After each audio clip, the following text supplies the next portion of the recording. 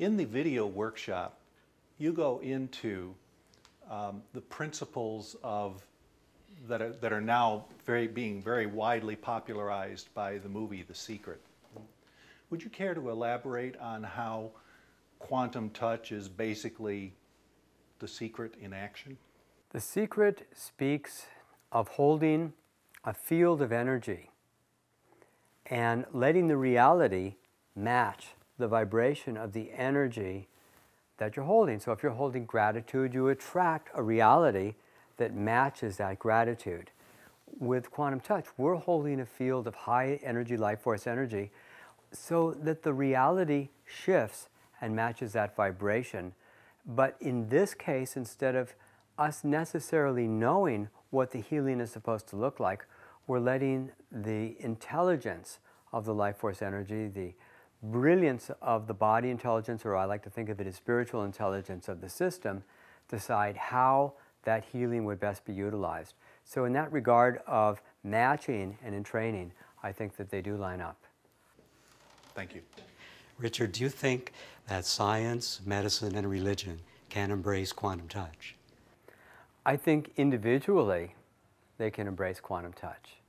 We've seen people from very broad, open-minded perspectives to more traditional perspectives of religion being able to embrace quantum touch. And empirically, we can demonstrate scientifically that we have outcomes that are quite demonstrative. However, most drugs are not understood in terms of the chemical reactions and why the drug is actually working. They evaluate the drug based on the empirical evidence of what it does. Although we are not able to nail down the mechanism of why quantum touch works, we can at least show the impact that it has on biological systems and non-living systems such as fluids and so forth. So science can embrace it, and religious people can embrace it. Whether institutions will or not, well, it's another story. But there's no question we already have people in the scientific community, plenty of PhDs and scientists who are fascinated and excited about what they're seeing with it, and plenty of people from fundamentalism to very open-minded who are embracing quantum touch. Institutionally, that's just going to take time. Thank you. Yes. You spoke earlier about how quantum touch goes with other modalities. I teach singing. How would you say that that could help? What do you use when you're singing? Use your lungs? Use your vocal cords? Where would you run the energy? So I have worked with singers, and a woman says, oh, I got to perform in 2 hours. My voice feels really tight. Okay, let's run energy in your throat. Let's run energy in the lungs. Let's open you up. Well, how well do people sing when they're nervous? Not so well. Not so well. Well, you can take away nervousness. This is the fascinating thing. You can find almost anything you can imagine as an application and then figure out where's the obvious place to run the energy and get better results.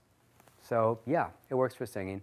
And oh, a woman noticed that her vocal range increased also as a result of running energy into her throat. Terrific. Thank you. You're welcome. Never heard that question before. That's, you know, I used to teach workshops month after month, and I had people write down every question they had. I never got that one. Can running energy in this way make sex better? Yes. Yeah, it really does. Because when you open up the fields of energy, the connection between the people is much better. Now, we have chakra techniques where people are spinning their chakras and opening up. You can also connect the chakras together. And when people are more open and they're more relaxed, they're having more fun, the energy flows better, and everything's wonderful. So definitely, it's a great enhancement for sex. Cool. Thank you. You're welcome. The other day I received a healing. I was wondering, how long will this last? There's no way of predicting how long these sessions last.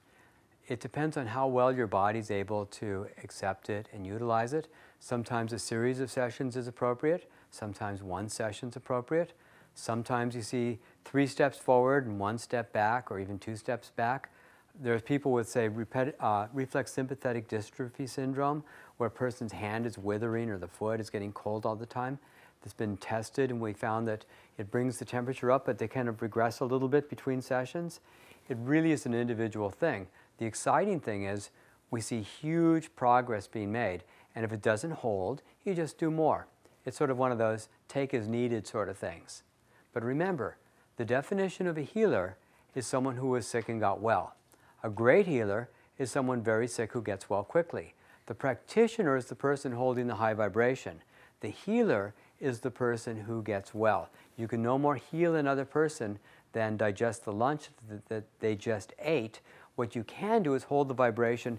Their body utilizes it as much as possible. Now, due to emotional, nutritional, or lifestyle issues, a person may not be ready to hold the energy as well as they could, but in time, their body will entrain higher and higher, especially if they're taking care of themselves.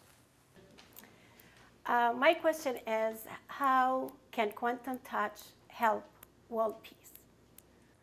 We can actually send distant healing out.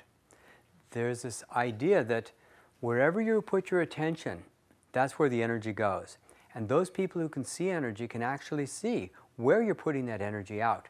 Now, as you hold that desire for peace in a particular part of the world or even the whole world and send distant healing, it will affect people. Maybe not as dramatically as we like immediately, but we will be making progress. Now, as you become the change you want to see in the world, because you're holding that higher vibration, you're affecting everything in your sphere. And we don't know how big the sphere is. As you practice running the energy and getting better with practice, you run more and more energy. And as your love gets larger and larger, we imagine that that sphere of influence is going to become quite profound. Thank you. Richard, I was wondering where I can go to learn more about quantum touch, and also specifically about becoming a practitioner or an instructor and the workshop schedule. You can find all the information at quantumtouch.com. And for all the specific information, I'm going to bring up Jennifer, and she'll be able to give you all the details. Okay, good. There you go. All right, so at www.quantumtouch.com, we have the requirements to become a practitioner instructor. We have an online store where you can order all our videos online. You can order the basic video or the core video or the supercharging video. We also have a community forum. It's called the Quantum Touch Message Board. And we get a lot of traffic in there where people post questions and answers. And it's like this place where people share ideas about quantum touch or new techniques or what they learned at certain workshops. We also have a listing of all the workshops, including all the video workshops, all the live workshops, all the advanced workshops. We have a listing of healing circles, so you can get the entire workshop schedule online. And then we have a listing of all the practitioners and all the instructors who are working through quantum touch. And finally, we have all the requirements necessary to become a practitioner or instructor. In addition to that, we have recently put up a bunch of articles on how people use quantum touch in their practice, such as how quantum touch is combined with reflexology or how it's combined with massage. So you can also call our office if you don't have web access at 888-424-0041 or internationally 805-781-9227. And if you have any questions, you can also email mail@quantumtouch.com, and we look forward to hearing from you. Thanks a lot. Wonderful, thank you. Thank you all so much for being here. I really appreciated the opportunity to share this with you.